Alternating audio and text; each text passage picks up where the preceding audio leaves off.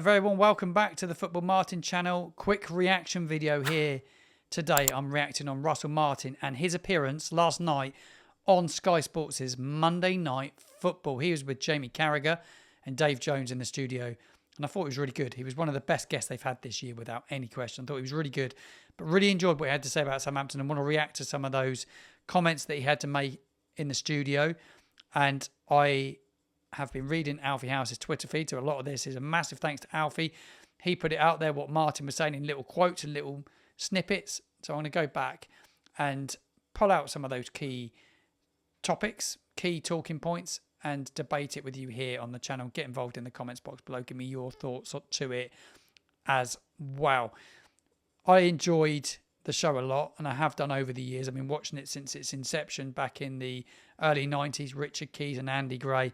Absolutely love Monday Night Football. And I've seen all the guests this year as well. And I was surprised to see Martin on there, actually, but it shows that he's looking to get himself back out there and he wants to get back in the game. He's looking for his next opportunity. He spoke about his first real break in 20 years. He said he's grateful to have that chance in the Premier League. Of course he is. And he wants to get back there. But that's going to be a long road for him. I think it will be really hard. He won't get a Premier League job that easy. We all know that. He said when he signed that contract back in the summer, he was really hopeful of seeing it out. He had a lot of young players. Was he surprised by the sacking? No. Was he disappointed? Of course he's going to be. He said, I have a disappointment over making too many changes and adapting too much. Interesting that he said he adapted too much. Do you think he adapted too much?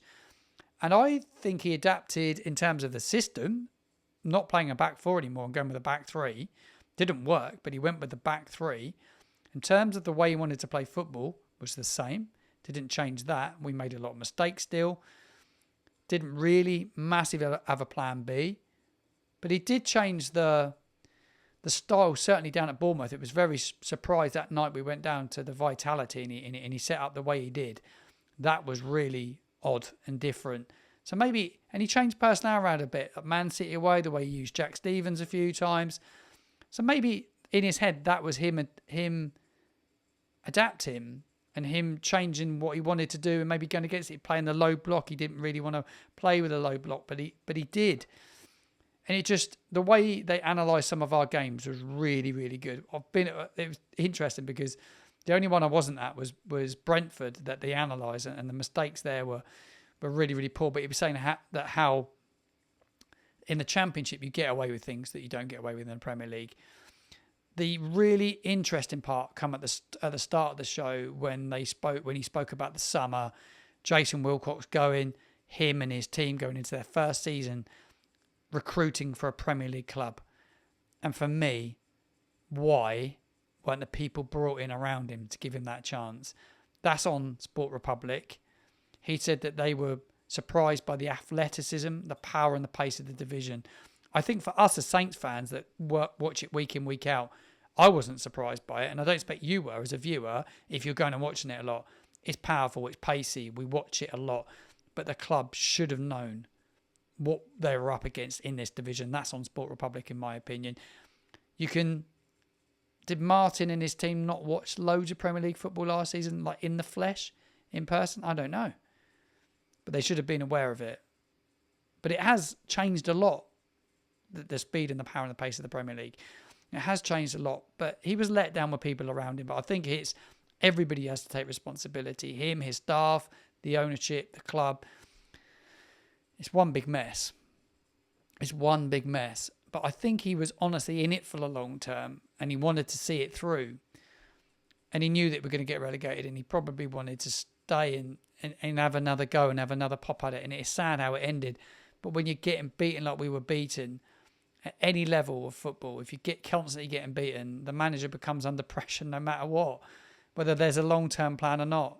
And yes, it was difficult. Somebody left a comment on my page not long ago. It was like people like me that got him the sack. Well, I have 3,500 subscribers on YouTube. I don't think people like me got him the sack. You know, I might have a few more on other platforms, but I don't think it's people like me. I was only saying what Joe Tessam said, that Adam Blackmore said, that the mainstream media said.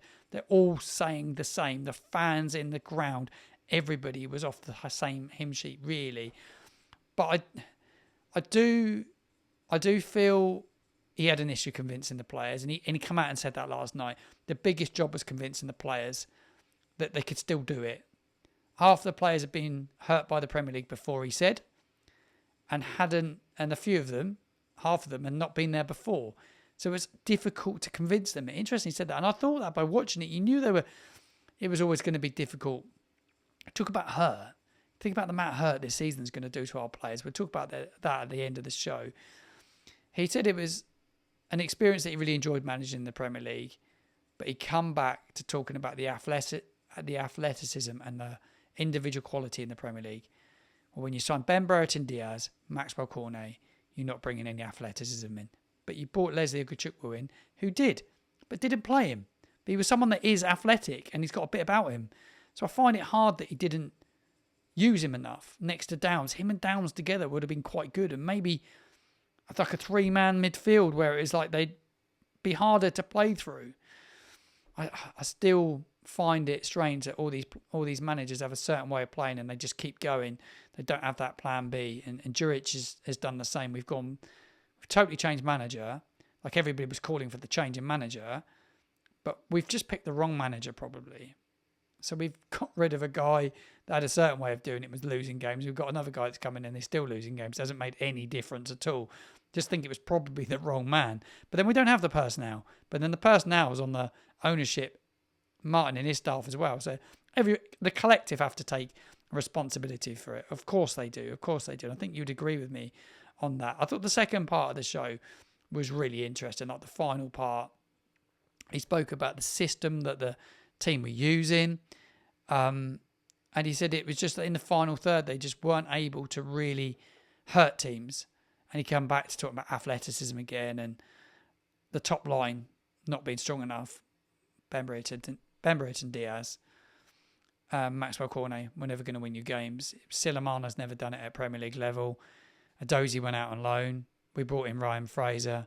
Brought in players that just weren't good enough for giving you a real chance. We didn't give ourselves a real chance.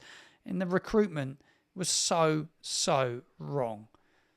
Tyler Dibbling, he said, will go on to a top level. Of course he will. He's brilliant. Absolutely brilliant. Of course he will. He's getting a lot of stick now, but he will go on and play at the top level. Finally, he was asked about when he gets another Premier League chance or another chance, maybe back, if he's the Southampton manager to the end of the season, what would he do differently?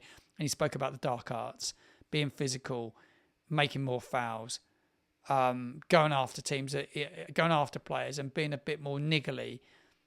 We haven't had physical players since Oriol Romeo. If you go back to Romeo, Wanyama, you could almost go if I was saying Jose Fonte, Virgil van Dijk, Ryan Bertrand were physical players that would leave tackles in. We don't have them anymore, but we haven't recruited them. And that has been the biggest issue. And you tried two different styles of play and it's just not worked. And all in all, it's a mess, but everybody within that club needs to take responsibility. It's not the fans' fault. And we've all just said what we've seen in front of our eyes. But the biggest thing that concerns me is if we don't get a draw or a win at the weekend, we go into the final month of the season with just 9 points. The damage that will do to the squad, the club, the fan base, I think is quite scary. It worries me a lot. And it will hurt a lot of people, and a lot of people won't get over it. The players won't get over it, and you've got to try and recover really quickly. How we recover from this season will be the biggest test of strength that this football club will see in a very long time, in my opinion. And the fan base, the players, it's a massive, massive summer. So much to be learnt from this season. We've got so much wrong and so much that has to get right. Jonas Boers has a massive job on his hands, in my opinion. A huge job. Getting the right manager will be the first step because it won't be even Juric, in my opinion. Hope you've enjoyed my reaction to Russell Martin and being on Monday Night Football. I really enjoyed it. I thought he came across brilliant. I still like him as a man. I think he's a great guy when I met him. I'm gutted it didn't work out for him at Southampton Football Club. But I think he learned from it. And he even went on to say at the end of the show that maybe he'd play a bit more direct next time. Interesting that. I'll leave you on that one. If you're not following me, make sure you do subscribe to the channel. Smash a like on the video if you've enjoyed it. Get involved in the comments box below. Give me your thoughts if you've watched it. And if there's any way of watching it, try and watch it. And I'll be back later in the week with a preview show of the Wolves game. Bit of a breakdown on Wolves. And I'm doing a podcast on Friday with my dad. If you're not a YouTube member, make sure you check out the memberships from £1.99. Well worth taking a look at that. Not loads of money, and you get some extra content as well. And I'm going to keep uploading stuff as I go along as well. So I really, really appreciate your support. My name is Martin Sanders. This is the Football Martin channel, and this was a reaction video.